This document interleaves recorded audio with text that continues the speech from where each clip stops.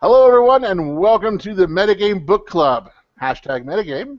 This is track 2 for the win. We have a lot of our usual suspects here. Some are in undisclosed locations and have blurred their cameras to hide their true identity. Others are crisp and clear in focus because they're not in any witness protection. So as always, we have a fun take on the book. We do have a kind of serious take as the book has progressed. So with us today, we have Grid. Hi, all. Good morning. I'm blurry, but I can hear you all clearly, so that's what's important. And we have Jerry as well. Hello, good morning, good day. And we have Kay. We have Marie joining us. Hello. As well as Sherry. Hello, people. Most of you will be familiar with Sherry from track 1. We also have Trish in online, and we have Blue. Hi. Good morning. So we're going to start off with is our normal overview. So we'll look at the track 2 reading for the week 4. We'll talk about character study. We'll talk about narrative study. We'll talk about the pillars of digital citizenship. Sounds very serious. And then we'll talk about the economics. Obviously, it's not very serious at all. And then we'll also give you some in-game examples, and we'll do our normal wrap-up. So without further ado, we will go ahead and remind you yet again, because if you're in week 4 and you don't know what book we're reading, we got you covered. We're reading For the Win by Cory Doctorow, and feel free to grab that online if you haven't already. So go ahead, Blue, and talk about character study. So, we haven't really introduced any new characters yet. We've had lots of interesting develops in the plot. We've had lots of different dynamic situations. We've had Leonard go all the way to Shenzhen, China. So he's left America. Wei Dong is now currently in China. We are starting up our strikes. Mala has been getting some lessons in economics from our friend Ashok, and the IWWWW is back online and ready to go. They are hitting the ground full force. So we haven't quite finished the book, but we're really reaching the climax of action, and lots of exciting things have been happening. So let's move right along into human ethics. What makes us human?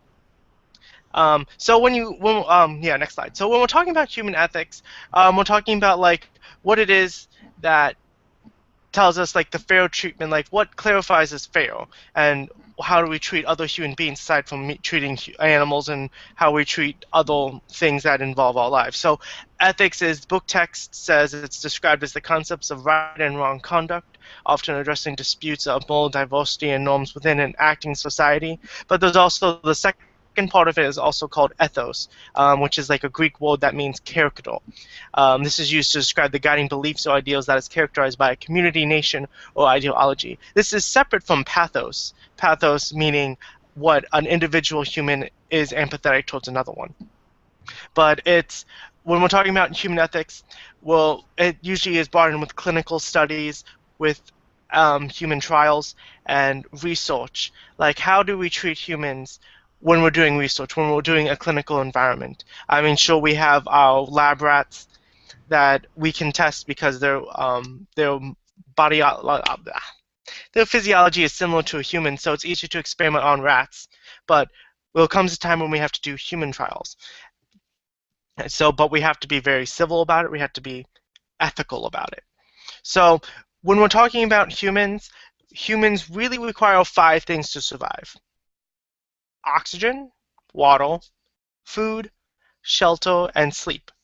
If you take one of these 5 things away, you're probably not going to survive. At least wise, it'll be very difficult to survive. Is there a specific reason why we're talking about survival this week? Yes. We had Leonard traveling for about 2 weeks in a shipping container on a large freight ship sailing across the Pacific Ocean. He had to, now there were holes already in the shipping container, like a gigantic shipping container, which is about the size of a trailer, but a little smaller. Yes. At the beginning, the first box of Maslow's hierarchy of needs is this what I need to survive, which is these 5 things, is at the very beginning of Maslow's hierarchy. And he had holes so he could filter out his air, because when we breathe, we have carbon dioxide. But if we're in an enclosed space, we're going to be taking all the oxygen and essentially suffocate. But he had holes. He was able to. He had drinking water. He brought a whole pack of wholesale water, and he had that with him. And he actually had the foresight to have a collection. When it was raining, he put out like an umbrella type funnel, and he brought it in. That would help bring in fresh water from the sky when it rained. Food, he had packed plenty of food. He had plenty of ramen noodles. He had a kind of a burner that he made other types of food with. I think he said he had eggs. Very simple things, but it was to have variety. Shelter. The shelter was the container itself.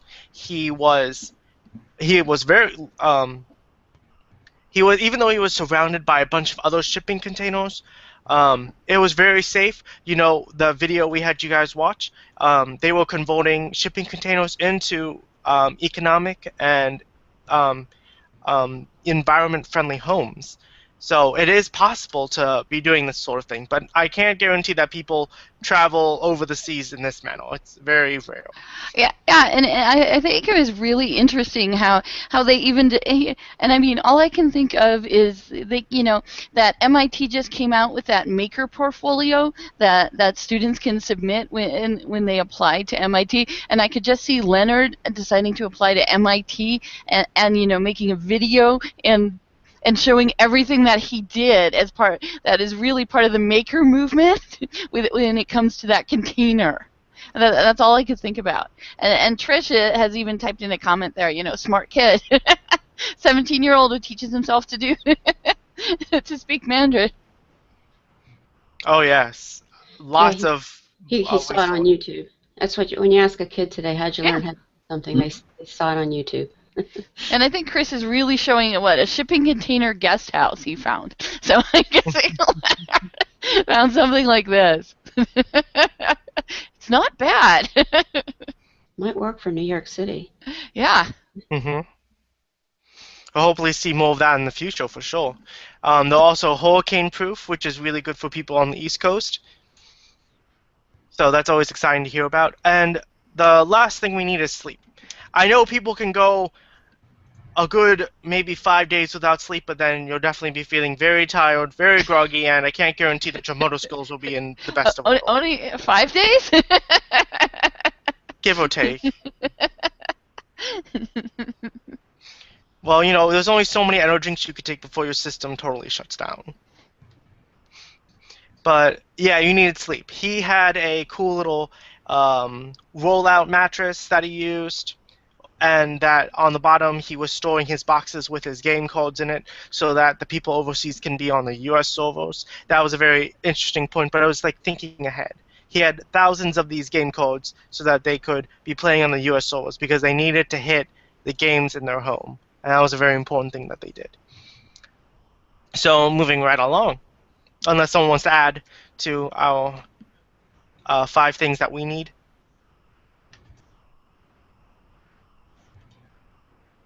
Okay, well, moving right along. So, working conditions in a typical UX factory. Now, I'm showing this because we're bringing up our 5 things that we need, right? Granted, we don't sleep in our workplaces, but we need suitable working environment, clean conditions to work in. And this is a Motorola inspection and display assembly factory. This was in Iowa, I believe. And this is showing this line of workers inspecting the phones and checking them and cleaning them and doing the scanners there to scan the proxy numbers. So, I mean, they have really good lighting. They are dressed in good uniforms. I mean, they have safety with the gloves. There's a lady back there that has safety glasses on.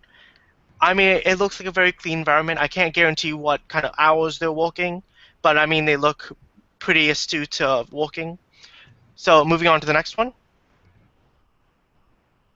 So this is working conditions in a Far East factory. Mala and Yasmin was saying how their family, and Yasmin was working in previously in a clothing factory where they were making and distributing and sorting clothes. And the conditions have slightly dumbed down a bit.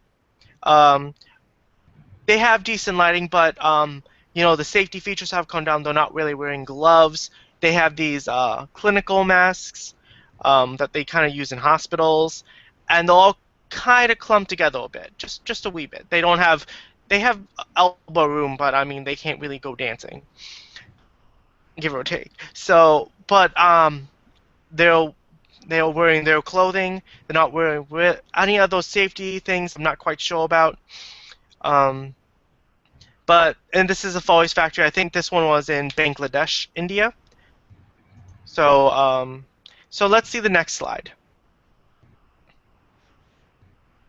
So this is a typical gold forming factory. This one's pretty small, but I'm pretty sure if you looked on the other side of the camera, there'd be more computers on a table with people at these computers. Now, what I can surmise from this picture, like, we're like losing what our humans need to survive, our ethicalness. Like, I only see one guy with one bottle of water. I can't see anybody else with water. I'm guessing you have to own having the water today. Yes, they are in lawn chairs. That's definitely not appropriate if you're sitting at a computer for very, very long hours. And yes, no shorts either.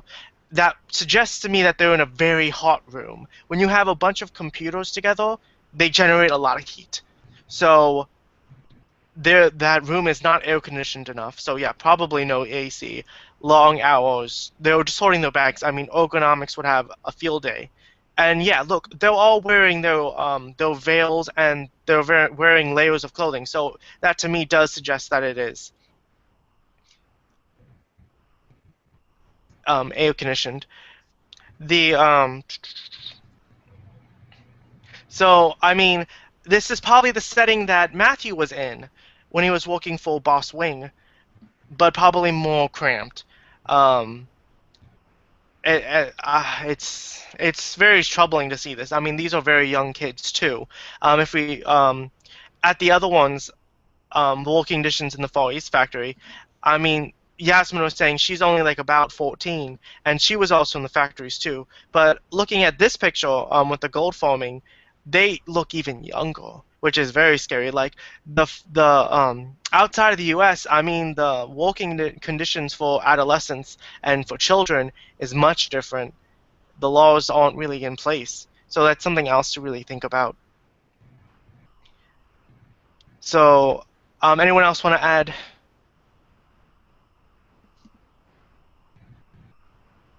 Yeah. Oh, I was just thinking too. There's a contrast to this. When we see images, it's not just the things in the images, but the context. And I was just thinking, when I think about like small startups, you're starting off in your garage, fold-out tables, fold-out chairs, computers, people sort of sitting around very, very informally. No one's sitting around in business casual suits, getting the job done. I'm just thinking how that would change the interpretation of what I saw. But the difference is in a startup, you want to do it. You've got a passion to do it because you're heading somewhere big. These kids are doing it so that they can have food. Exactly.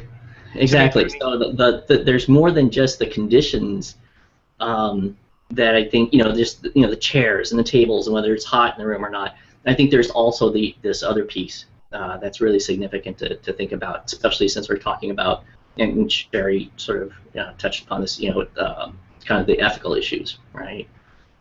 So, anyways, that was something that came to mind.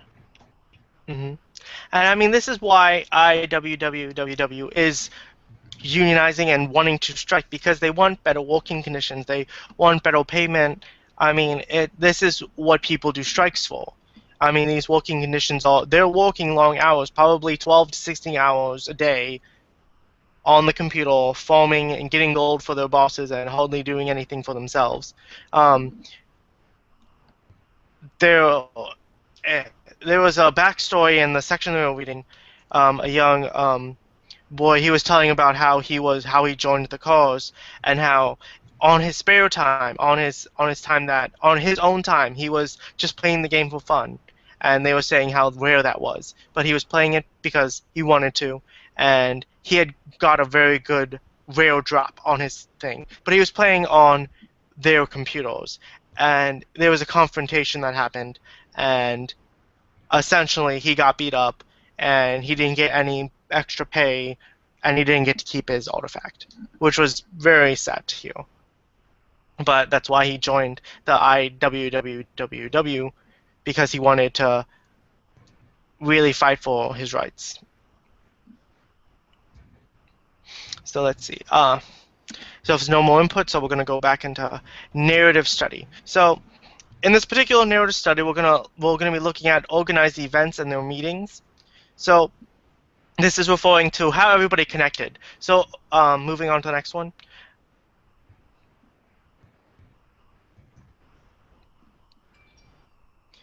Next slide, too.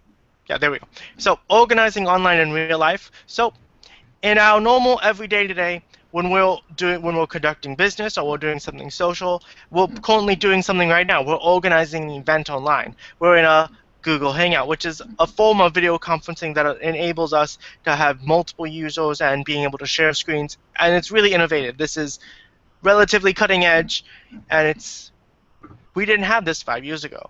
So we had Skype, and we could do one camera to one camera only, and it would just be video and audio. We couldn't screen share. They didn't bring that in until 2.5 years ago. We couldn't do this side chat feature. So I mean, video conferencing has really gone up within the past 5 years. Other ways of organizing online, we have chat rooms. Chat rooms is more of a general public forum where people can go and talk. I don't know if I'd use that for business, but sure, for social, we could be talking in a chat room. We also have virtual worlds, such as Second Life, and this also includes game worlds, because apparently we use game worlds for business now, to meet and talk and discuss. And it's overcoming, like, when you're talking business, but you're playing tennis or golf at that same time. But we're being immersed in a world. We're being able to see each other's face, and we'll be able to interact and show off things.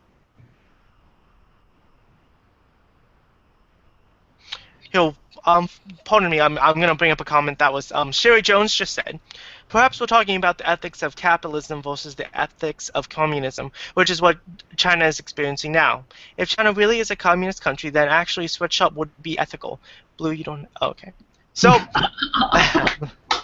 no, she brings up a very good point. Outside of the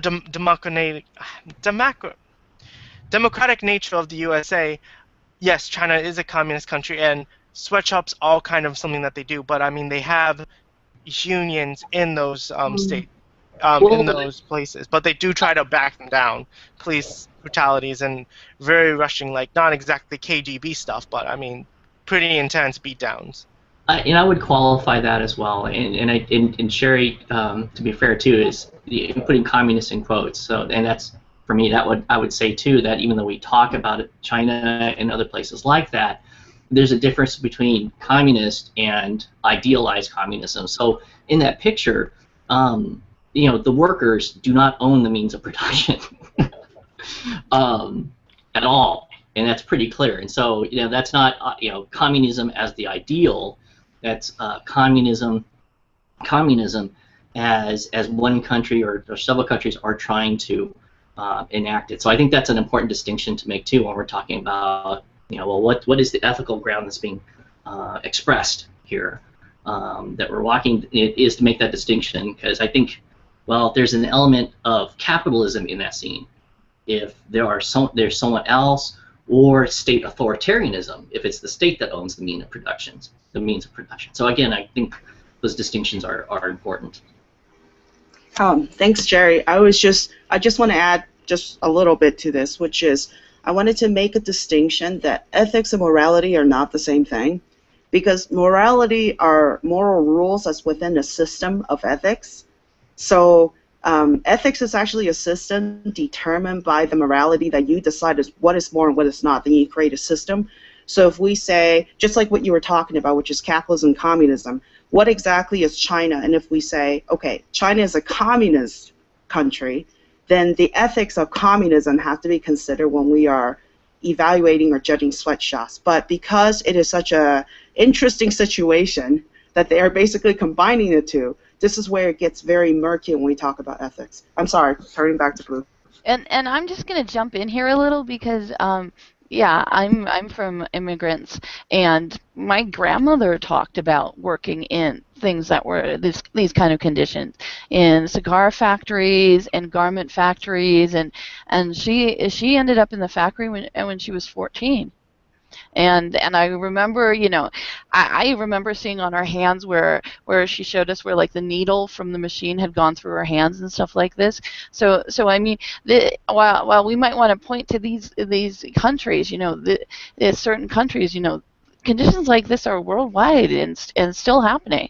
I mean, in the United States, there's still these conditions with migrants coming over who don't have another place where they can make a living, and they end up in places like this. Well, and I think that's an important thing too. That oftentimes when we're talking about these things and we go to the level of theory, or we talk about the isms or the abstractions, I feel like a lot of times we use these things as a descriptor for what is really there, and not realizing that, well, no, what we're talking about is an idealized notion of these things. So I think we had a really good conversation going in the G+ community when we're kind of turning this over. So I think if you look at whether I think there are big distinctions when you look at capitalism. What we consider that what we're doing is capitalism today, I would say, is capitalism in the same way that it's not idealized capitalism. We haven't realized that. What we realize is a version of capitalism, but that we just kind of refer to it as this idealized notion. But you will find these kinds of situations, these kinds of sweatshops, like Kay was just describing, or what we're looking at here, in a lot of different places throughout the world, in different kinds of isms. So there is an underlying dynamic that's going on that the isms don't, that the idealized isms don't address, but that we kind of overlook because we're up there on this level of dueling ideologies, when we're kind of ignoring sort of, well, what in common in terms of what's actually being done is going on. So I think that's a piece of the kind of wrestling with these kinds of dynamics when things get interesting like this. Yes, very good point. Thank you, Jerry. And thank you, Sherry. So, yeah, you can go on to the next one, organizing in for the win. So organizing online, this is stuff that they did in the book. They had said that they were using old forums. They were using forums that were dead, that were debunked, that haven't been used in a while, and they were able to bypass China firewalls to be able to use these old forums that they were populating with their traffic, their kind of union business, trying to set up and organize their range of attacks and the strategics. They were also using very private chat rooms and just audio feeds. They were getting audio feeds from all over the world. They were doing it in English. They were doing it in from India, from China, and all the different subsects of their languages that they were speaking. And we had Just Bob helping translate. We had the Mighty Crane were helping translate and doing things in their own native tongues to help coordinate the events. Very similar to the attack in the Mushroom Kingdom. They were doing the commands and the tone of points and strategy in different languages. So that's important to be able to show audio feeds. And also, of course, their in-game worlds, whatever MMO RPG game they were in. They were spread across 5 different worlds, and they were really striking hard in that the first week of the strike, and it was just constant. I know they were saying that they needed to sleep, but they were like, no, I have to keep going, and that was always a very fun issue. But Well, So exactly. I mean, the other thing about this that you really point out, if you think about it, is the internet is still relatively new. I mean, if you think about how the medias have changed, how people now have access to something as simple as a video feed, and how that has changed a lot of things. I mean, because you think about you think about newspaper updates. You remember getting your information. It was either you either got it every day. The past day's events were put in your paper, and depending on how big your local paper was, depending on how big your scope of the world was, you could get your 8 o'clock news, 10 o'clock news, but that was about it. And now you're getting live streams. With the Green Revolution, you're getting all the different aspects to mass communication channels that technology has opened. So that's one of the really cool things about this book. Is it's really one of the first books to really sort of focus on this ability to have organizing groups that everyone has now access to the platform. It's no longer a super corporation that has billions of dollars to throw at mass media marketing. Now what happens is everybody has a mass communication channel. Well, and that changes. I think that's a huge change from the standpoint of now it's much harder to filter or present the news or happenings through a particular lens and have that lens be the dominant lens through which people sort of interpret events, right? So I think that's a big part of the huge change. I mean, there's one of the timely things going on right now out there in the news is this kind of struggle, this conflict that's building, and it's that we're still trying to reconcile about. Well, can people, for example, if there's some kind of altercation that the police officers are having with someone, there seems to be this fight about, well, can common citizens that are just standing around record that and then broadcast it, right? So there's been quite a few of those stories, and in different states they're kind of clashing in different ways, and trying to define, well, who's allowed to do that and why is that a problem? Well, a part of it is that then that event can no longer be presented to the public from just one viewpoint. People are given the raw footage, and then they end up, kind of making up their own minds. And I have to say with Jerry, that one is showing for us. That one is showing up at even in the classrooms, and I'm trying to see if I can do my screen, because we've been using it like in our paralegal and our criminal justice classes, and I'm just pulling up the Wikipedia one to it. But yeah, the "Don't Tase Me, Bro" video. That of what happened at the University of Florida. I mean, it's hard to watch when you're seeing somebody who's pleading not to be tased, and things like that, and we're actually using that to as a discussion question about, is this ethical? So should something else was done? And Grid, if you have anything to say on that, go ahead. Oh, nothing. I remember the situation because that kid was from one of our local high schools, and interestingly he happened to be a law student. He was going to be a lawyer. That was 4, 5, 6 years ago when that happened. But shortly thereafter, all the kids at the high school got the T-shirts. Don't tase me, bro. And he became a hero.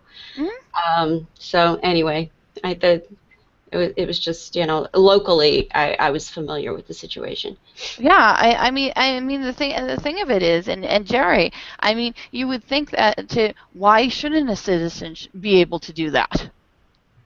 Yeah, and I mean, for those of you who have followed it, I mean, there've been kind of, there's arguments either way, and the main argument that I've seen for, well, you shouldn't, is if doing that interferes, with someone in authority kind of, protecting the public and doing their job. But, there's even when that doesn't seem to have been the case where someone was interfered with, there's still that dynamic, and it's, gets back to the whole thing about, cameras in smartphones, and now the Google Glass thing is the new territory there, where people are kind of negotiating, trying to figure out, is this a good thing or a bad thing?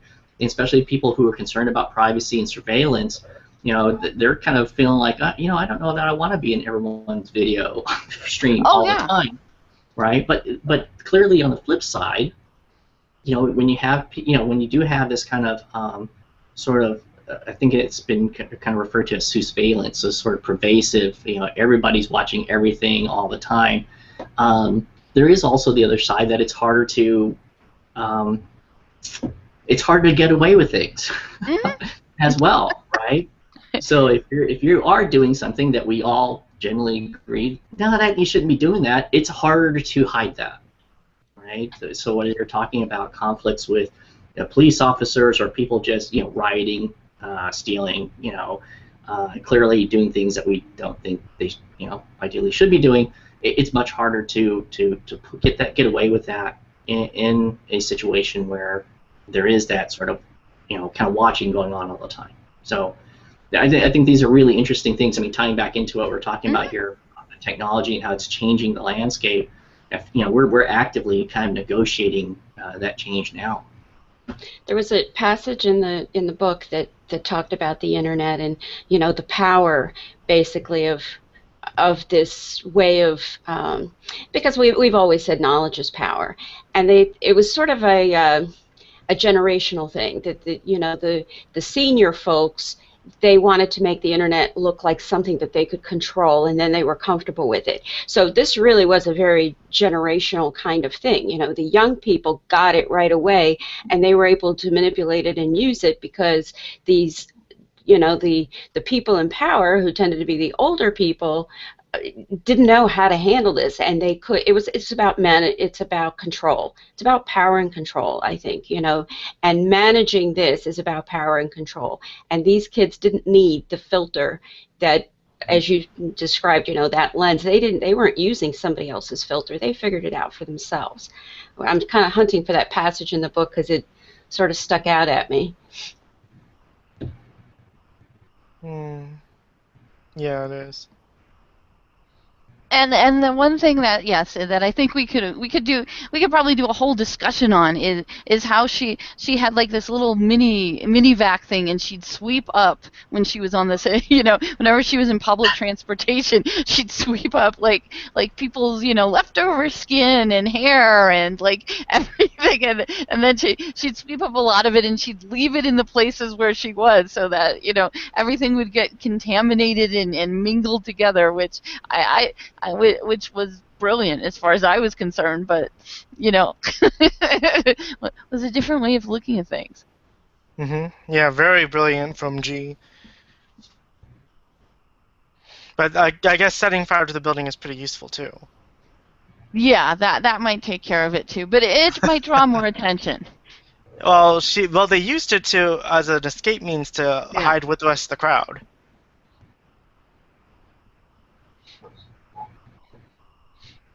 So let's see. Okay, so back to the slides if we could.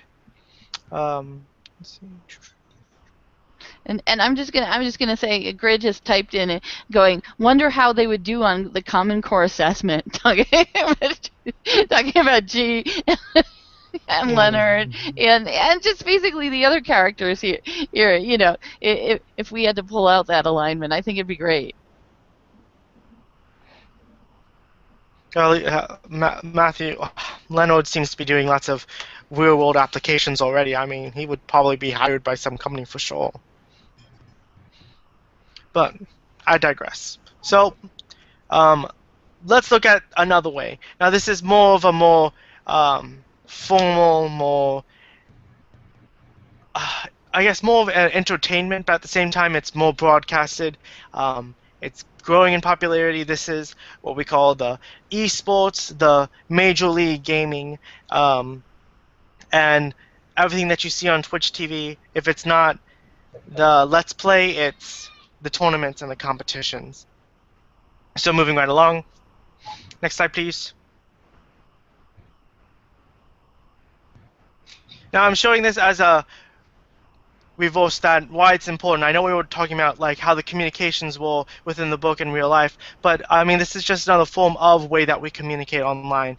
And to the sense, it's not sports like they're throwing a football, but I mean it's between these MOBAs, and you have Call of Duty, which is like first-person shooter.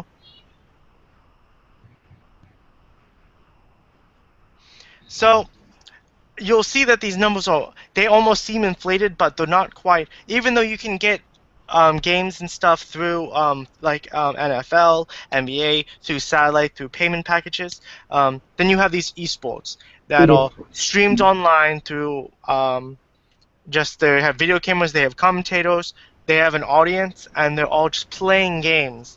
And this is international for sure. I mean, this is a lot of money at stake.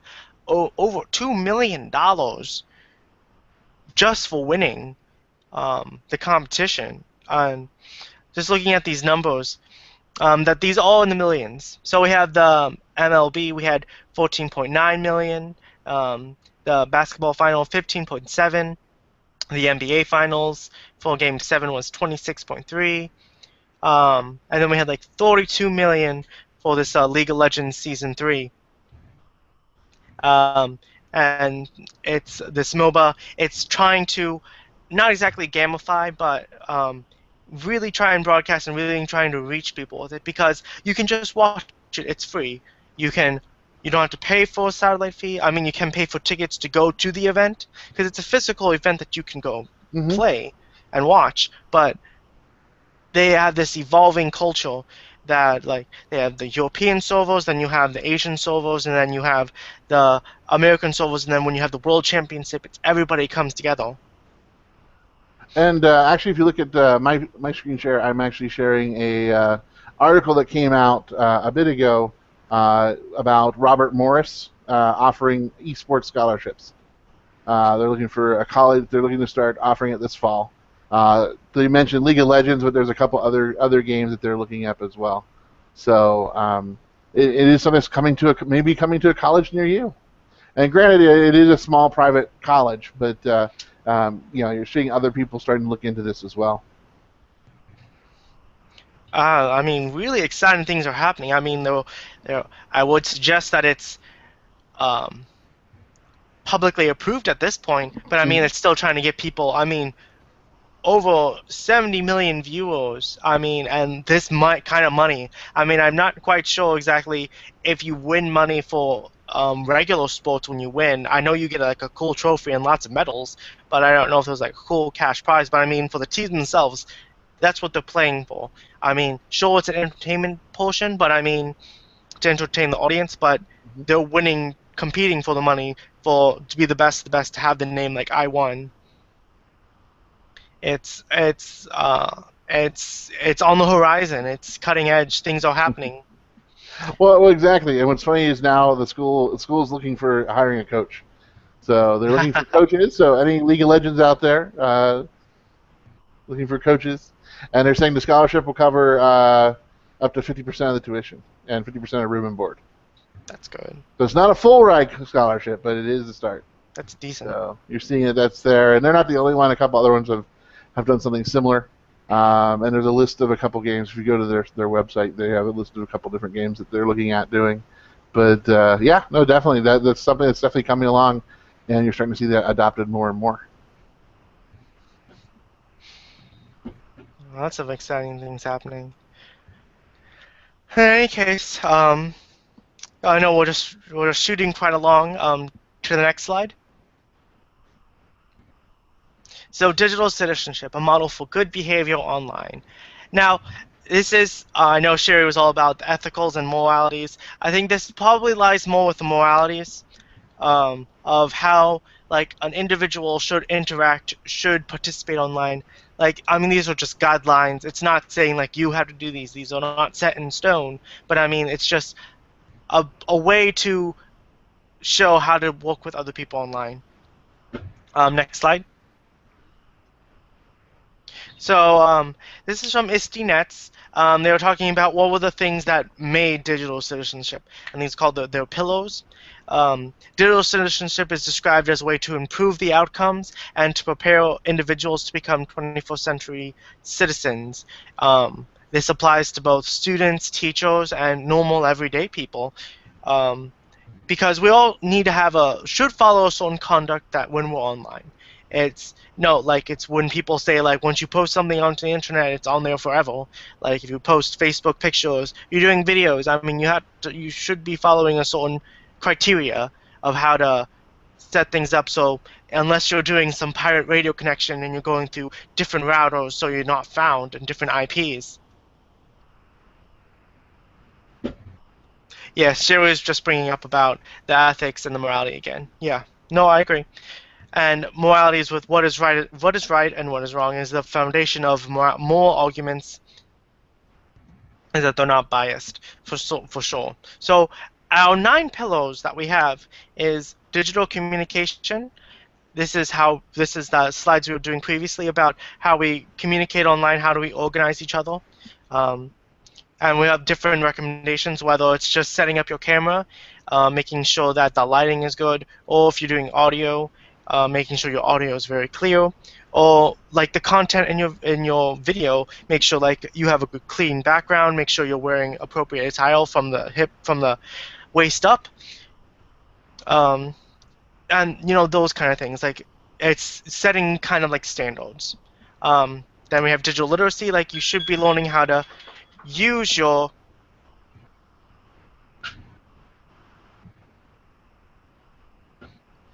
digital literacy is setting up how you're using the technology. Like you need to know that information. Like people need to know how to use Google Hangouts if they're using it.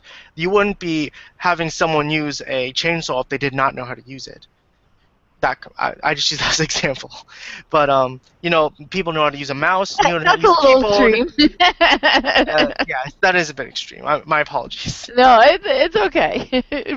but basically, what you're saying is that there's a difference between knowing how to use the technology and knowing how to use the technology and interact with other people. Yes, exactly. Then we have digital access. That is, they need to be able to access the internet, whether it's just Wi-Fi, internet cable hookup. I mean, it's how we transfer digital files. It's how we communicate. I mean, I don't know if I could survive if I couldn't check my email every day. You don't see me going to Hawaii Island and like abandon my phone. I probably couldn't do it. But some people like I have to de-stress. I have to. Well, there's a phrase that they use. I forget what it's called, but it's like disconnecting themselves from technology. Going off the grid. That's the term. Going off the grid. And sometimes there's an esteem factor with it. At least here in Colorado, is that I'm able to get away. I'm able to get away from work and go so high up into the mountains that I'm off the grid, so work can no longer contact me. It certainly helps to get away, I'm sure. Moving on. Digital security. I mean, making sure you have your firewalls, making sure you're not clicking on malicious emails or downloading things you shouldn't be downloading. If you get a virus in your computer or some kind of Trojan horse, perhaps. But making sure that you're keeping your stuff safe, making sure you keep your files. Like you don't have a file named My Passwords on your computer. That's just screaming to be hacked by someone who knows better. Safe browsing, yeah. Thanks, Chris. Digital etiquette, or also known as netiquette, just using thanks, thank you, saying hi to someone if they're coming in, or, letting people know, it's the normal everyday interactions. Like when you meet with someone, when you're talking with someone in real life, we have certain social norms that we follow. We say hello, we either wave, or we're talking, we're keeping eye contact. Netiquette, it's saying that we're doing stuff appropriate online. We're bringing in appropriate content. We're sharing information and well, keeping things safe. Not typing in all caps. That's like one of the first things that we teach our online students, that don't type in all caps, because most people interpret that to be the text version of shouting. And so it's really funny when you have a student send in an instructor an email, and there's like lots of like half of it is in cap letters. Yes, and you're just going, oh gosh, do you understand that when it comes to netiquette? So we actually have this on all of our syllabi at this point in time. Oh yeah, I know. I have it in mind as well. But yeah, we just got a slew of people doing all caps in the chat. But yeah, all caps is pretty bad. It is the equivalent of shouting. So, um, moving on. Digital rights and responsibilities. This is really going on about expanding upon like practicing that safe, legal, and responsible use of internet, of information and of the technology that's being used. So I mean, you have a certain obligation when you're using your webcam, when you're using your mouse, that you're doing appropriate things with it, especially when you're doing stuff online. But I mean, digital law is more of the end user license agreement. When you do that checkbox and you say I agree to the following, and it's this very long legal paper about how you use social media, how you use a game program. I mean, you're agreeing to act a certain way. You're agreeing to not abuse the system. Yes, terms of service. I mean, it is a law, and I mean, you can have your account banned for not following the agreement that you said I agree to. I mean, it's not like a binding contract. They probably could sue you, but I mean, they don't do that with every case. But I mean, as freezing your account is pretty extreme. Because, I mean, you'd have to rebuy the program again, you'll have to reinstall it and re-update it. Like, it's a hassle. Why go through that if you just followed the rules in the first place?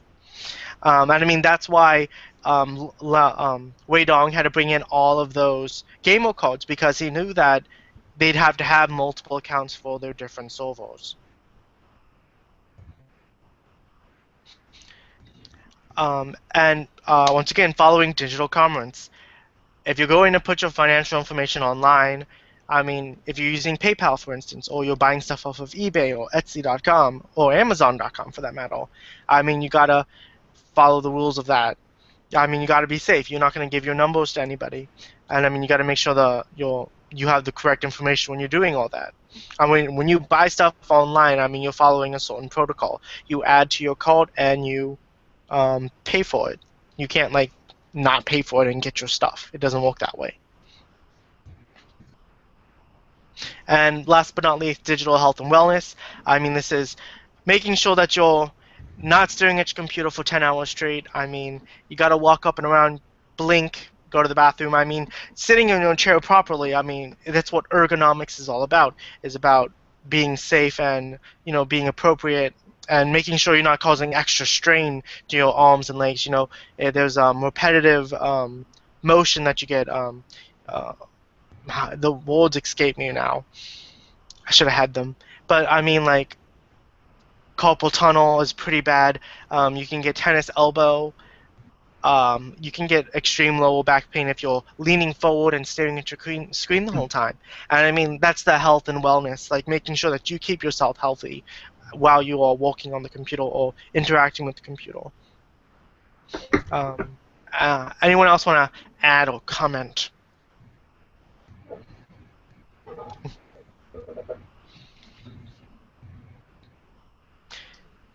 I just want to comment that I'm not sure people read the terms of service, and even in the book, you know, it's so long, and people just go clickety clickety click.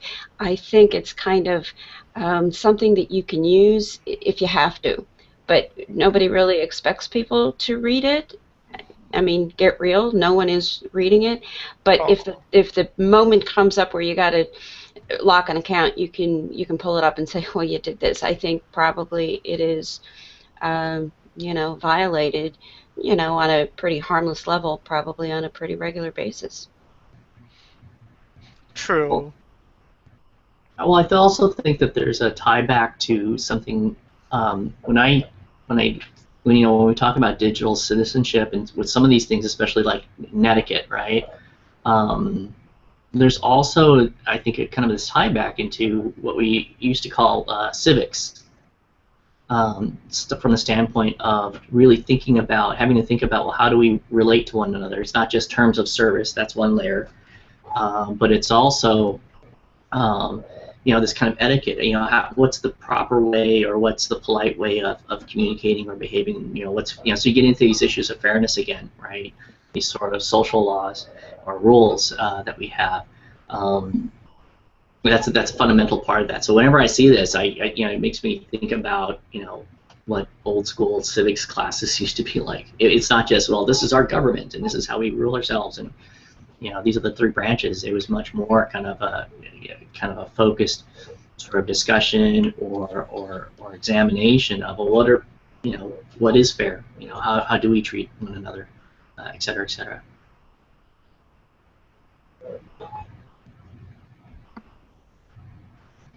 And I mean, I know our players in the For the Win book are bypassing a lot of these, but I mean, like, it's just something that we're developing, something that's trying to get in the works. Like, it's not something that is in every school. Granted, it needs to be. But I mean, exhibiting, it's to help exhibit a positive attitude to using technology that supports the collaboration and the productivity. Well, I don't necessarily believe, though, that digital citizenship or civic-minded behavior means compliance necessarily all the time either, right? So from the standpoint of civic questions or ethical questions about, well, if you encounter something though that is wrong, is your civic or moral duty to defy that wrong or to comply with that wrong? So I don't think it's a simple matter of, well, this is the nice ways that we should do things, and that's, compliance is what we're talking about. It's also still wrestling with, well, I mean, okay, so this is the rule today. Is that rule? Does that seem right? And if it doesn't seem right, is our greater, responsibility to follow the rule or to work around it? Right.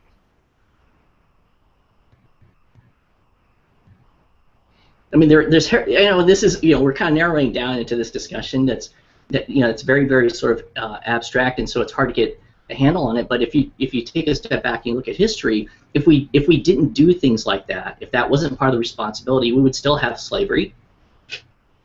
No one would question it because that was legal at one point in this country and in many countries. That was legal. It was right. You can get into trouble if you broke the law by interfering with that form of doing things, that form of relating. But at some point, some folks decided, and eventually we all decided, bad rule. Right? So that's what I mean. I mean, to put it into context, a concrete sense, and that's happened repeatedly throughout history, whether you're talking about slavery or child labor or getting the right to vote. At one point, the world was very much like, well, no, that's women not having the right to vote is right. I mean, why would they need it? And I agree with Trish. I mean, we're only touching the tip of the iceberg, and I mean, this goes much deeper. But I mean, like, I'm just doing like a consider the following, and I'm trying to like help form connections. I mean, like, please, by all means, people who are listening, go ahead and be typing in the forums in the Google site, in the G+ community, with what you guys think about this. Because right now it's just us talking, but I mean, I want to hear from the clubbers as well. You guys reading the book out there. You guys have stuff to do. When we talk about, we were talking about the power of this. I did find, not the passage I was looking for, but a different passage. It's on my screen now if you look at it. This fear of open systems and networks, and this is kind of part of the part where there this conflict between these folks who understand how to use this new communication system, and this is scary. And in this, for the powers that be, if any worker anywhere can communicate with any other worker anywhere for free, instantaneously without her boss's permission, then brother, look out.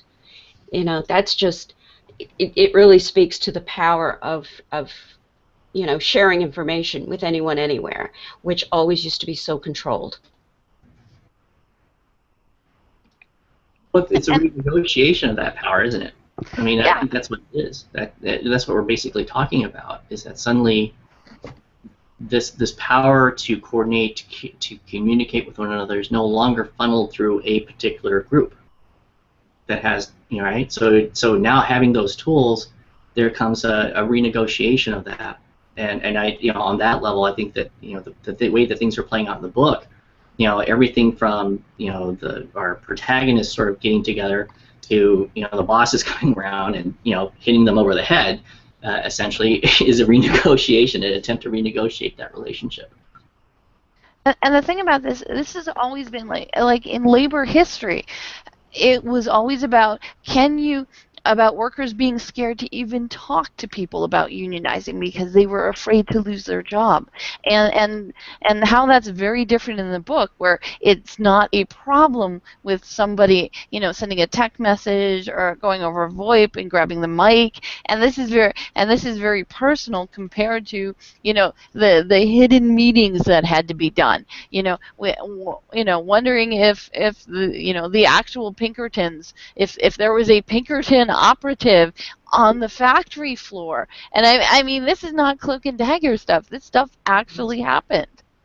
Well, and again, you look at these patterns that reoccur throughout history. So, when you say, Pinkertons on the factory floor, I think of, folks, running out there and clubbing other people on the head.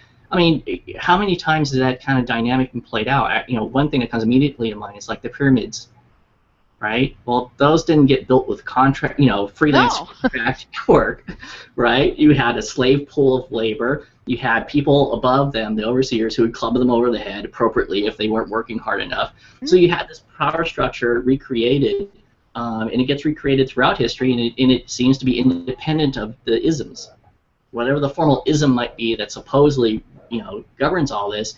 Strip that away, and there seems to be this common layer of hierarchy and power difference that not everyone seems to benefit from.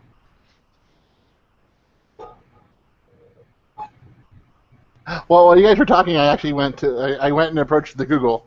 I approached the Oracle of Google, and I found Pinkerton.com, and they're a risk solutions company, and their motto is they have a uniquely holistic approach to operational risk management. Mm-hmm. Yeah, it goes way back. Yeah, it goes way back. I mean, investigative services, protective services, crisis management, employee screening, security, safety, intelligence services, and then intellectual property. Mm-hmm. Where it says, monitor every dark corner of the web. Mm-hmm.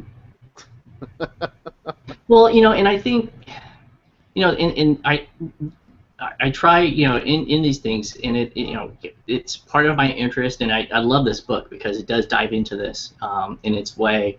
I don't think that there are, I don't find in any of the isms that are out there anything that's wholly convincing, right? But what I do find are aspects of germs of things to kind of wrestle with, and I think this is interesting. When you say that, I hear, okay, well, I mean, essentially, it's an overseer role. I mean, they provide services that benefit certain folks that have a certain place in society, and benefit from those services which are applied and largely directed at another segment of society, and that's done to maintain a certain power structure, right? Why we wouldn't say that it's okay, I think generally, to have the protagonist be subject to beatings, physical beatings, but clearly it was done, and someone in that environment felt it was okay, right? The folks doing the beatings are the ones hiring the beatings to be done. So, yeah, again, sort of an updated, this is today, but we've just got new tools to add, alongside the clubs. And I also wanted to add on what Jerry just said there. This is a very interesting conversation about digital citizenship, and so far what I've heard about digital citizenship, most of the emphasis has been in K-12, discussing what we have to teach students to know so that they don't break the law. But I'm going to conflate the situation with the death of humanities, okay? Part of the problem with kicking humanities to the side and championing technology is that we're not really teaching students to ask questions. I think part of digital citizenship is not simply saying, here are the laws, you need to know all the laws, you need to follow it. But you also have to understand or question some of the laws. We're not telling them to break the laws, but we have to ask the students to start thinking about how the law was constructed and the power structure like Jerry was talking about. I think that is missing in the conversation greatly. And I'm getting the impression that the book is making us ask those questions. Am I wrong? I think so. I think definitely. Oh, absolutely. I think this book is making us. I think that this book would be great for a digital humanities studies, and I think it could be used middle school, high school, college, just because it's taken as a young adult book. There might be a little bit of pushback there, but all of us are finding so much richness in different parts of this. And as you can see, Chris is on a Pinkerton kick now. And there are passages in the book where the digital citizenship parts about basically honesty and people pretending to be somebody else, that whole aspect. And it's so easy to and I'm not sure I hope I didn't go beyond my part that I was supposed to read, but where they're asking each other where you're from, where that Connor character, gets on because he's going to do some investigation of these Weebly's, and he logs on and he interacts with some of these young folks, and he asks them they ask him where he's from, and he tells a lie, and they're all lying about where they're from, sort of thing, because they go on Google and find a place in the United States and say, oh, I'm from, and they just name some city and read some facts. So it's just so easy, but just because it's easy doesn't make it right, kind of thing. I mean, that I could see where that would be the beginning of a conversation, a really healthy conversation with anybody. Just because it's easy, does that make it right? Well, to add to what you and Sherry both said, I think it's really important. When there's a focus on education around that kind of skill set, right? So if you're talking about STEM, or just this notion of, well, we have to prepare our people for the future, right? Our children for the future, and give them the skills that they need to, and the aptitudes to be successful. It's not just how to do things, right? And this is again getting back to the humanities piece.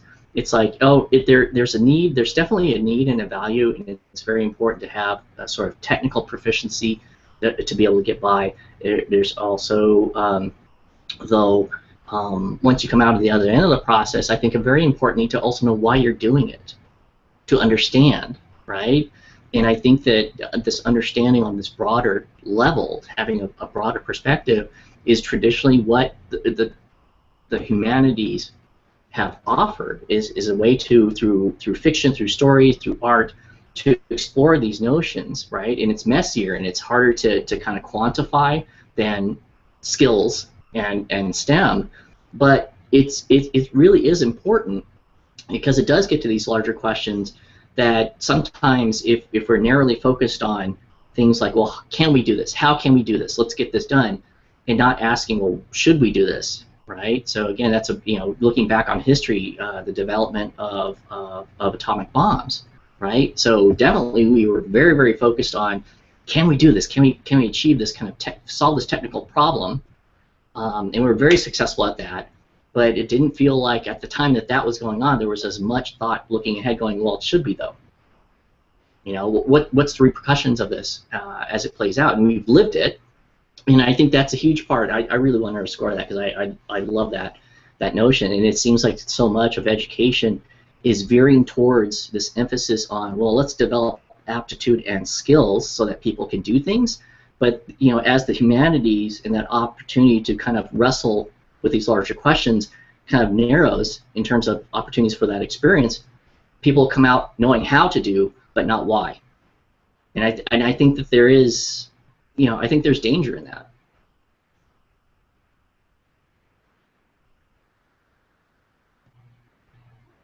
All right, so thank you all for the discussion on the humanities side of the book. So a lot of stuff there. Next, we're going to move into the virtual economies portion of the presentation. And so the topics that were covered this week were Ponzi schemes, hedging, derivatives, commercial paper, and junk bonds, Yum, yum, yum. And also margins. So these are different things that are out there. So, Ponzi schemes. The basic idea is you use new investors' money to pay out obligations to older investors. Only survives until money starts to tighten up. The idea is it's very similar to a pyramid scheme. You have to get more people in, and you're making all your money off of people coming in. So it kind of sounds like there's been many parallels brought between, especially in today with our Tea Party members and the wonderful way politics currently is. There's been lots of comparisons of Ponzi schemes to what other venerated institution? Anybody?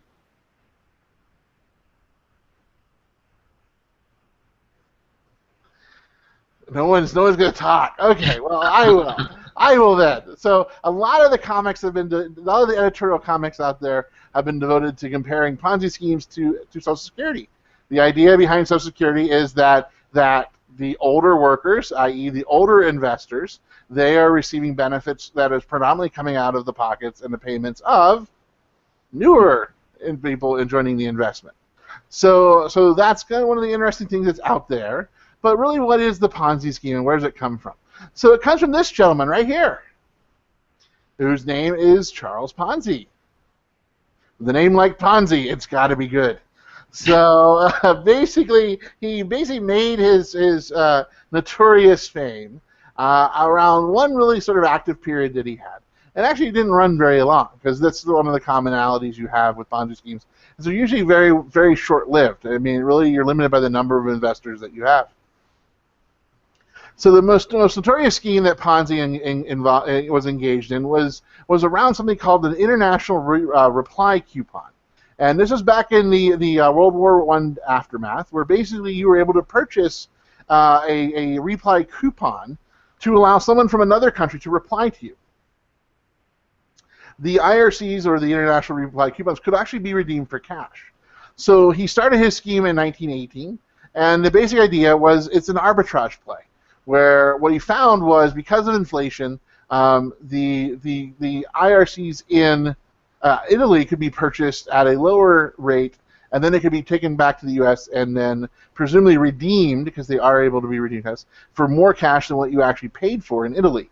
So what he was doing is basically he was taking, or at least the scheme basis was that he was taking advantage of the fact that information flow was not instantaneous, that there was a delay in information. So in other words, the Italian officials couldn't change the valuation of the U.S. dollar versus the Italian currency fast enough to keep up with what the actual market was actually doing.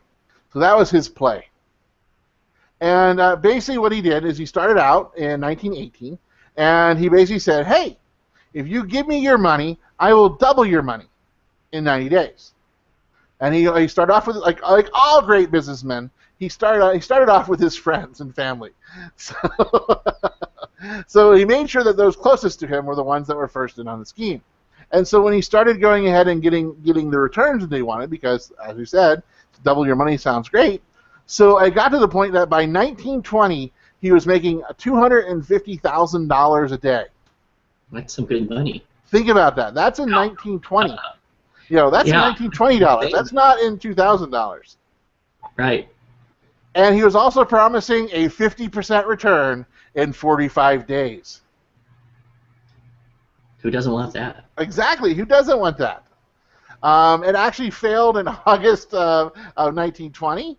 And the reason for that is it got into the scale where really he couldn't support the payments anymore. Because what happened is, the reason why I was able to last so long was because a lot of his investors would go ahead and they would want to reinvest the money. And so instead of him actually having to pay people out, they actually just wanted, wow, hey, I'm making this much money now, so hey, go ahead and just burrow that money back into the game. Okay, so Chris, the relevance of the Ponzi scheme to this week's reading is? Well, it's the name of Chapter 3. Part 3 is named the Ponzi scheme. So that's what you're doing, is basically you're setting up the Ponzi scheme. And that's really sort of what you see from the book, is talking about what's going on. But to continue on, the result lost from the massive Ponzi scheme that he did was basically $2 million US in 1920 dollars. So if you do the math, that's about 225 million of today. So Ponzi, of course, is dwarfed by this guy. I was going to say, okay. So I know. Okay. So yeah, Bernie was only 18 billion. So really, that's what you're seeing there in the book. So they're sort of starting to set you up, and they give you the basics of the Ponzi scheme. And that right now, where you're at, or where we end off, is they're just sort of getting ready to enact their play. So this is where they're coming from. So there's lots of stuff out in Ponzi schemes. You want to read more about them. The other piece of the puzzle comes from the next piece, which you see here, which is derivatives.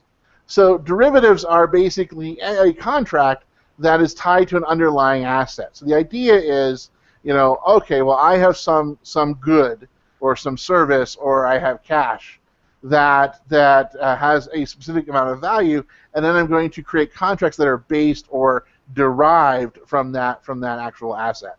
So an example of this would be forward buying, contract buying, options and swaps, and these are different tools that someone has in the financial markets to go ahead and secure value or reduce risk of loss of value.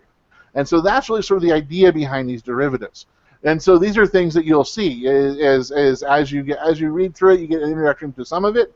But I will say, without spoiling anything, you'll probably get to hear a little bit more about this as you finish up the book. So the next thing is the example of sort of these things. So and those strategies, like I said, forward buying, forward contracting, the idea is we're offsetting risk, and it plays to this piece right here. The fact that we have derivatives allow you to hedge, and hedging is a very important concept because the idea is that it's a way of mitigating risk. So it's an insurance policy. The idea is that you're trying to lock in a specific profit by using the hedge.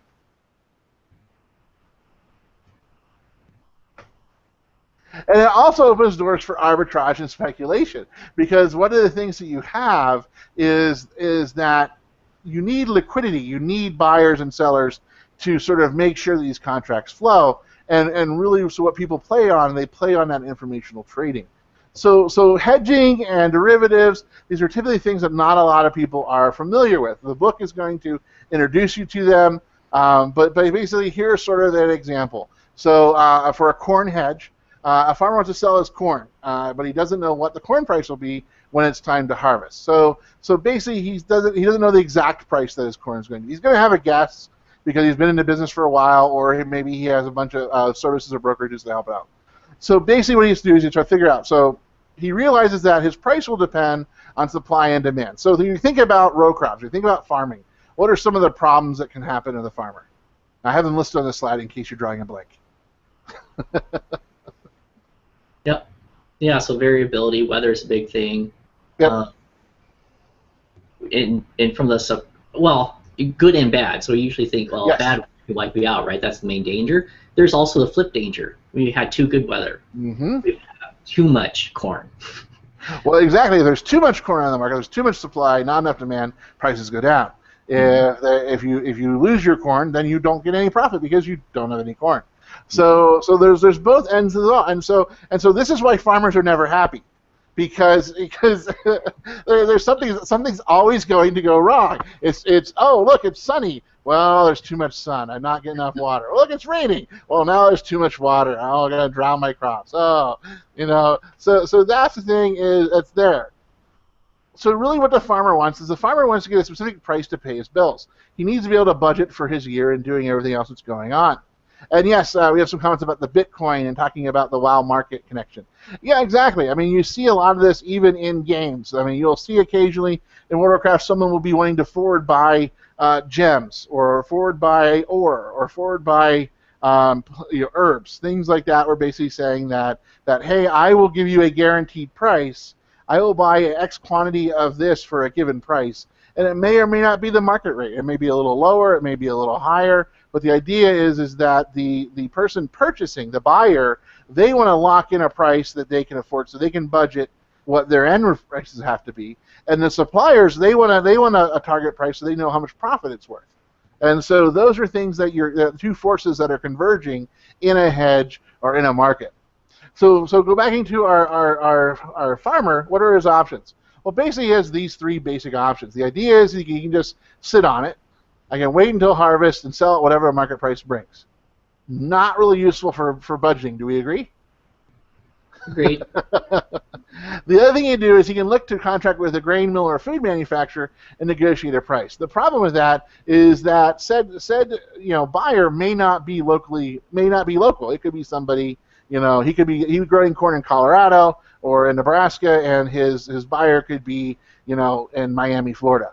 So I mean there's a lot of cost involved that you have to look at. So the other thing about it is that if you're only negotiating with one person, Jerry, is it typically a good idea to negotiate with only one buyer? No. Especially when the buyer knows that you're the only selling to them? Yeah, you don't have a very strong position then. Go ahead and walk away. I know you're going to be back. Yeah, exactly. So there's not really the thing that's going on there. So those are some of the downsides to that. Now the other option they have is they can work with a brokerage, and for a nominal fee, of course, because all fees are nominal, is that you can go ahead and write up a futures contract and you can float it out in the open market. So really what you're seeing is that a lot of people are moving into, a lot of farmers decide, hey, this is a better idea. The idea is I can throw my corn in with everybody else. We can try to figure out what the market will bear, and it makes it easier for everybody, for buyers and sellers, because now there's a ton of contracts out there that people can buy and sell.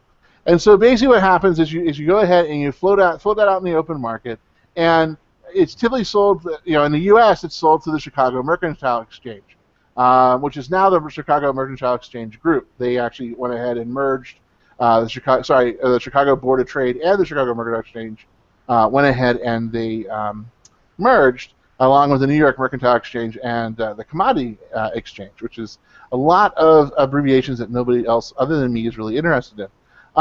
So I'll move forward.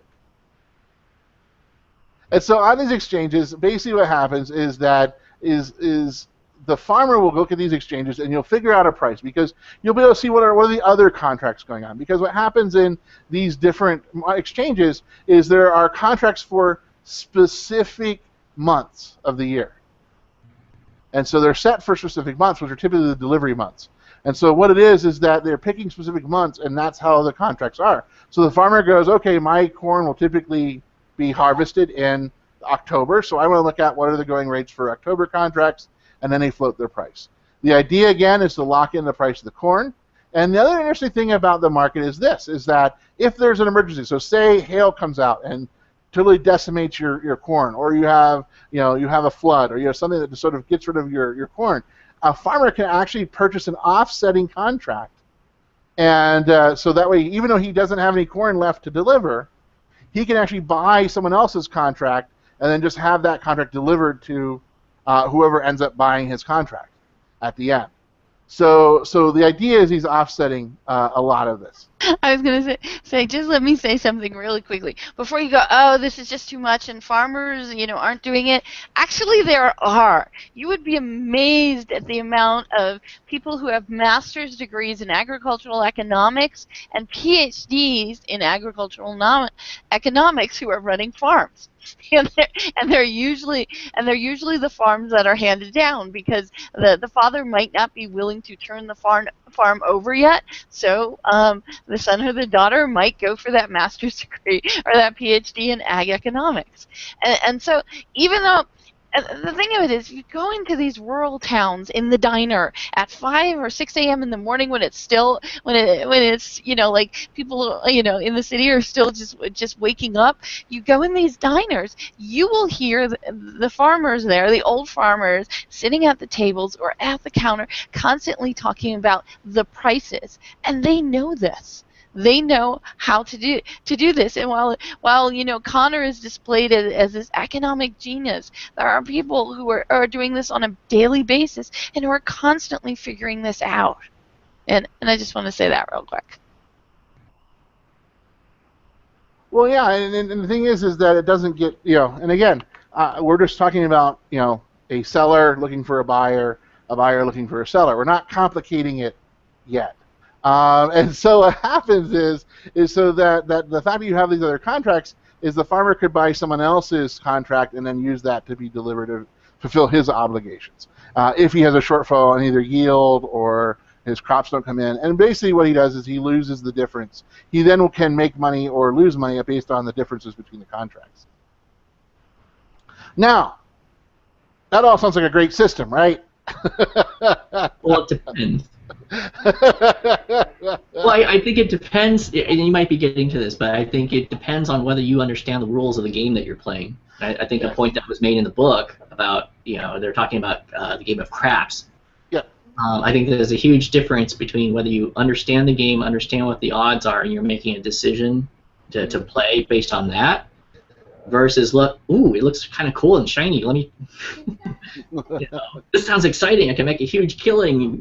Trading commodities. That's a very exactly. It's one of those things there, and that's the reason why I started off with talking about you're a farmer. You're actually the supplier. You're saying I need to find, because that's really how this market started. It started with they needed a more efficient way for sellers and buyers to meet, and they wanted it to be more of a fair exchange, as opposed to manufacturers always having the leverage, because corn is corn. If I don't like if you don't agree to my price, I can go down the road to somebody else and I can try to buy corn off them for the price I want to purchase. And the sellers are like, so that's the natural dynamic you have in markets, is the buyers want to pay the least amount, the sellers want to sell at the highest price, and so you always have that fight. Well, what they did is they tried to make it more civilized, and they tried to put it into an exchange. And so they traded contracts, so people go ahead and fought over contracts. But the problem you have with that system is that there's only so many suppliers and there's only so many buyers, and so the problem is the market, if it doesn't have enough volume in it, the market doesn't have, in finance, what we call liquidity, which is the ease of making the market work. So the idea, think of it as greasing the wheels. The idea is liquidity, speculation is the grease that makes the markets run. And the idea everyone has here in the U.S. is that markets have to run efficiently. And so what we look at is speculators are the ones that actually go ahead and they're the grease or the grist for the mill. They're the ones that are really sort of driving the daily fluctuations in price. And what they're doing is they serve a purpose. Not only are they taking a profitable position, let's be honest. The only reason why you would try to do anything in these markets is to make money. It's very self-interested. The thing is, though, but what they're doing and why they're doing this stuff, what happens is that they're performing they're allowing the market to be more liquid, to be more flexible. That way the market can actually be more efficient, because these speculators are reading the updates, they're reading the ticker tapes, they're reading the email alerts, the text alerts about what's going on. Kansas now saw 4 inches of rain. Oh my God, during key planting season. So what's going to happen to supply that? So they're sort of forming a little bit of that efficiency, and Jerry's making faces. So yes, I mean that you're doing. I think you're doing a great job, because you're laying down the foundation. I mean, immediately what comes to mind though is the bad thing that they do. Yes. Right. So yes, they do grease the wheels. They do add that liquidity. They also introduce a lot of variability in terms of pricing. So you hear complaints about speculator activity affecting real prices and the real cost of food that you have to buy. Yes. That's the downside of having them grease the wheels, is that their activities can influence real world prices, not just the prices in the game that they're playing, but the prices that then get distributed to everybody who gets affected by that game. Well, exactly, and what's happening is when I'm talking about market efficiency, it's more of the overall macro view as opposed to looking at it more on a micro level, because that's really what they're doing. I mean, let's be honest, they're here to make a profit. There is money to be made if prices fall. There's money to be made if prices go up, and so you have 2 competing camps that are out there. And really, sort of at the end of this all, how the speculators don't end up with getting several million bushels of corn delivered in their front yard is they actually will go ahead and they will offset their buys and sells before the delivery date. So you're not stuck with corn. So that's really, so the thing about it is, when you look at it, the players you will see is there's 3 really main players. There are the buyers, which would be some sort of food manufacturer or feed mill or the ethanol plant. They're buying corn. You have sellers, who are the farmers who grow the corn. or the large mega agro businesses out there that do millions and millions of acres of corn, and they're selling it with economies of scale. Then the other players you have is speculators, and really when it comes to it, there are arguments to be made that speculators do not add value. That they're just sort of, because like I said, they're always offsetting. They neither produce nor do they buy. So they don't consume and they don't produce. So really, all they are is sort of this non-value added. It's there, but really the value they add is the ability for buyers and sellers to go ahead and be able to make those trades when they need to make those trades. But basically, that's what you see. Yes, they are players. Yeah, it's one of those things. Don't hate the player, hate the game. Next up, and so with those type of contracts that are out there, that buying and selling, it initially started in the agricultural markets, but they worked so well in the agricultural markets that now, hey, the stock markets want to play with it, and so everyone has taken derivatives. Everybody has taken things and moved them into it. So another common piece out there that you hear a little bit about is commercial paper. So really what commercial paper is short-term unsecured debt that companies sell to raise cash. So the example is this. Microsoft goes out and says, hey, payroll's due tomorrow. And then they go and they look at their how much cash do I have on hand? Oh, I don't have enough cash on hand because large companies are like you. You will use your cash in certain ways. Some of it will be stayed there and will be retained earnings and will be sitting in a bank account. And then other parts of it have been invested, have been spread around, and are invested in a variety of different projects.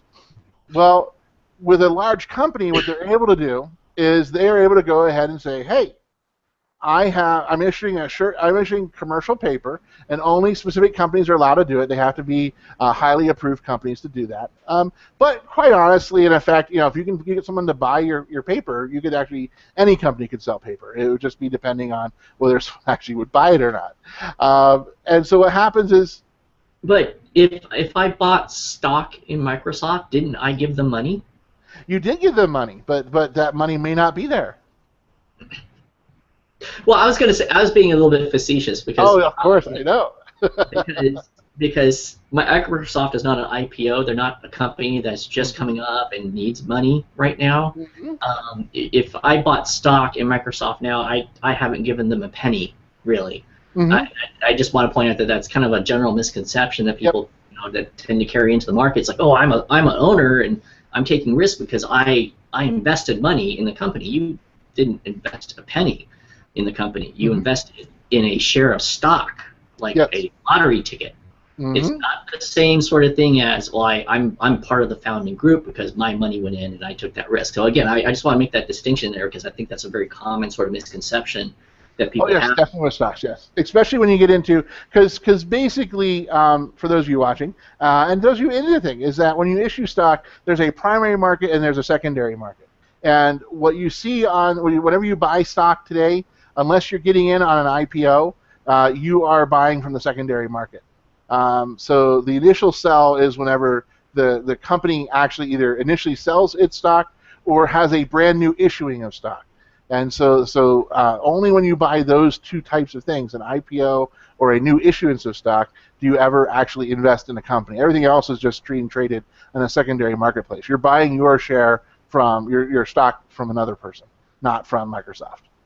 And that's really what you see in all of these instruments is that there's a primary market, there's a secondary market, in some cases there's a tertiary market as well.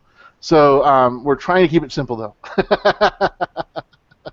But it's definitely not simple. But the idea behind commercial paper is that Microsoft or some large company will go ahead and float this out to banks, to other companies, and the other companies who have cash will look at that, and if they give it a high enough rate of return, they will say, sure, I will give you money. And so technically a large company could go ahead is that they could actually finance something like a payroll with other people's money, because why use your own money when you can use other people's money?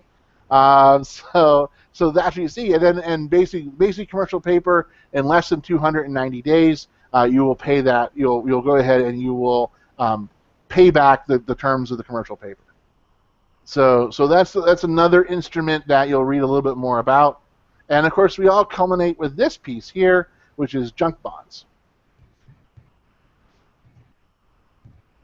And basically, I love this definition. It's non-optimal corporate bonds. Non-optimal. So basically, it's less than a triple B minus grade. So we all have students that fall under that category. You're not a triple B minus student. I don't know what I can do to help you. But that's really sort of how the things work. You have a grading institution, Moody's, that goes out and actually assigns creditworthiness of companies, and that's really sort of where the triple B minus comes from. It comes from that evaluation of the ability of a company to meet its debts and to meet its obligations. So a junk bond is similar to commercial paper with the exception that it's not limited to then 290 days. It can go on for 5 years. It can go on for as many years as the bond issuer wants to issue, and as long as a buyer is willing to buy. And so, like I said, the caveat for all of this is so commercial paper is a way for a company to borrow money. Junk bonds are a way for a company to borrow money. Looking at the markets that you saw there with the derivatives market, that's a way for companies to get cash or a way for speculators to make cash. And so in the book, really where all this comes to play in is this will start coming to play in when Connor is talking to his broker. So this is what they're talking about when they're talking about things that they're looking for stocks. When they say something is non-risk, they're talking about it's been hedged. So there's the allegation of a fully hedged instrument, and oh my God, it's an investment. It's a no. Oh my God, you can't miss. It's fully secured. It's fully hedged. Oh my God, it's like printing free money. Who wouldn't want to be in? So this is the type of stuff they're talking about. They're talking about these high risk. These bonds are inherently high risk. These instruments are very high risk. There's a high risk of losing your money, but there also is a high reward. If it actually comes to fruition, you get a better payment. You get a higher percent return that's listed in these things. So the idea is these people are greedy. They're going after a higher return than what the market currently offers. And so this is an alternate way for them to make money. And I've just been watching Area 52 to see if I could find anything. I'm not sure if I found anything. We have one person willing to buy Golden Lotus, 26.5 gold each, post or COD. And then we have somebody who's who's trying to get people to buy mystery cards from the auction house, and talking about their chances. So right now on Area 52, that's about all that we're getting. So I don't know that we're getting anything at the moment that applies to what you guys are talking about. Well, exactly. And in World of Warcraft, the mystery cards is basically the equivalent of buying a lottery ticket. There are these little things that you can make, and basically whenever you use them, you get a little fortune, and you can get a payout anywhere from a copper to 5,000 gold. I think is the highest payout one. So there's different ways to make money. So again, they're basically WoW's versions of lottery tickets that are out there. Yes, they actually came out in the last expansion, and they typically were used in the fortune cookies. Which were food there. So we digress. We're moving into the other area, which is Area 52, which we'll be talking about in a little bit. So the last piece that you get to hear is something called margin. And we don't mean the white spaces on the edge of paper, but that is a margin.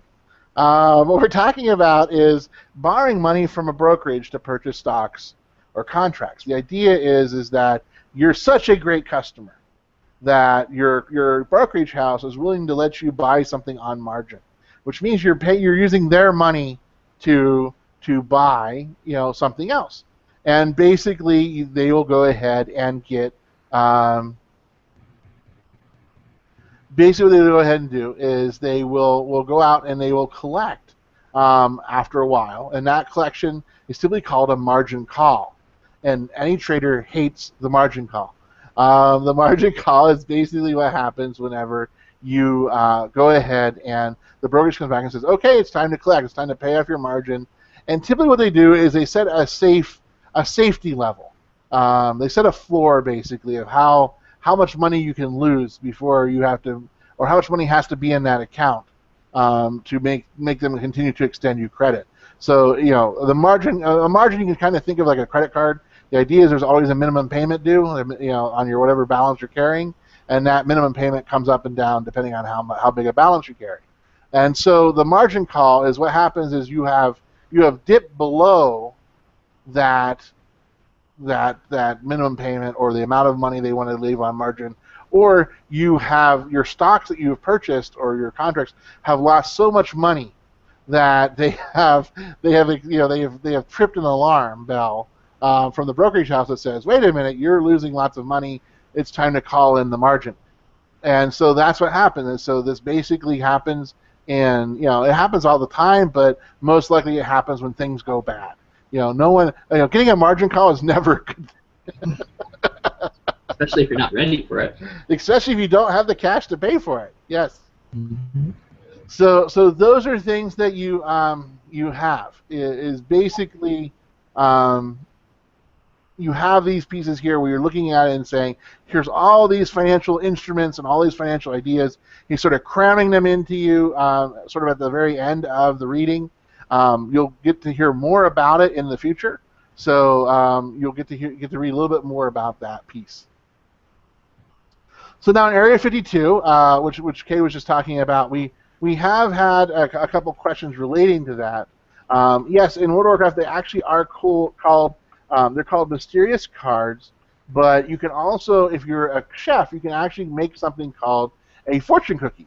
And at the time, it actually went ahead and was a food that your characters would eat, and it would give them certain buffs. And then basically, you would get a little riddle that you could read, and people would share those, and then basically you could go ahead and read through it. Let me see if I can find a fortune cookie on.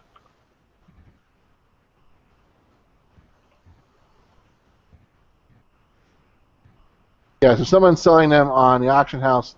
Let me share my screen.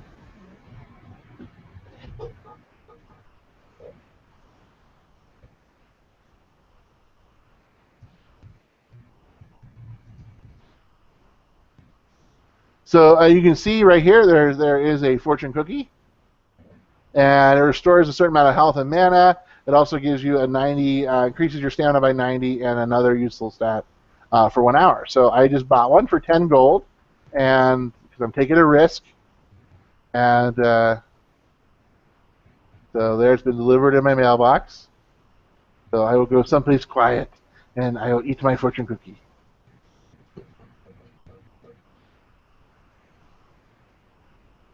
So now I ate it, and basically what it tells me to is my fortune card now says, stay away from mystery meat.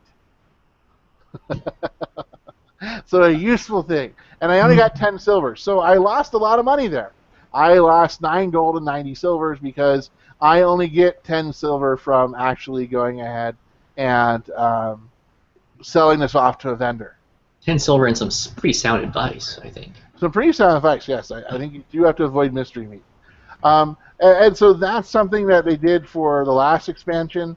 You can see here, basically, you need to have simple flour, and then you need a mystery card to go ahead and create the fortune cookie. So it actually is a fortune cookie, because that's what we had some of our questions are about. Do they actually have fortune cookies?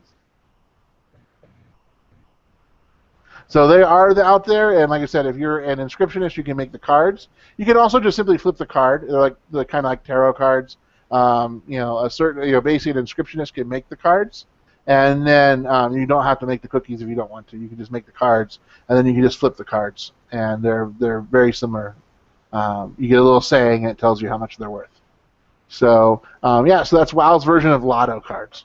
That's basically your scratch ticket. So that's sort of what you see in WoW. Kay already talked about a forward buying opportunity that's out there. They also talk about people looking for specific things, whether they're looking to buy as much as they need. So there's lots of different things that they're doing right now. They're trying to get people to do stuff for achievements, but there's a lot of different things that they're playing around for. And so we don't have Blue with us, so predictions. So what are you guys' predictions for week 4?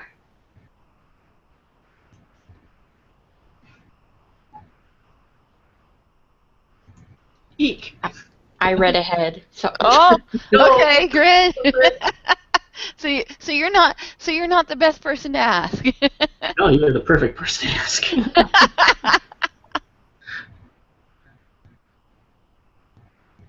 So I was told anybody not who, to be a spoiler, so. yeah, oh, not to be a spoiler or a spoil sport? Because you bent the rules of the game and you went further than you were supposed to? Yeah, that's about it. So anybody else with any, and unfortunately I have read the whole book. So I'm not really good, so I'm bad for predictions also. And so anybody who hasn't read it who'd like to take a guess. I can predict that this is going to be made into a movie or a television show. And I would enjoy it. It's a great film. Well, and it all right into the trend that's out there right now, because there's a lot of young adult books that are getting turned into movies. So, I mean, I just watched Divergent. Yeah, I was gonna guess what that was. Yeah. That's a popular one now. Anybody else? Any predictions? Well, Oh, go ahead. who was it? I'm going to predict that we will have one more Google Hangout next week, and that will be the last one for the metagame, for the Win Book Club Hangout. That's my prediction for next week. I would say that's a pretty solid prediction. Yes, I predict we'll have more to talk about, and there'll be more economics forthcoming for next week, I believe. And we might have to do it with more schemes and scandals.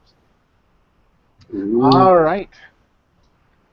And I can predict that this book might get on some book lists for, summer reading or for a variety of topics. I mean, I can see where it is kind of cool that this book can be used in multiple topics and should be on reading lists. And Cam's not here to talk about that part, but I know that she would recommend it to be on a reading list. Yeah, that's it. And definitely about this book is we've talked about it in the Google chat here as well as just in other discussions we've had. Is that this book does cover a lot of different areas, and pretty much you can pull a lot of things out of it from a variety of different disciplines. So the other thing we have here is that we have the wrap up for week 5 will occur next Saturday, and also we'll have the intro to week 5 coming up on Tuesday morning, August 12th. So you can also look for it there at the YouTube channel as well. We'll also post it in the community. Once again, thanks everyone for coming, and thanks again to Neville Betrayal for helping us out in World of Warcraft and giving us examples. And thank you all for being here so I don't have to talk to myself.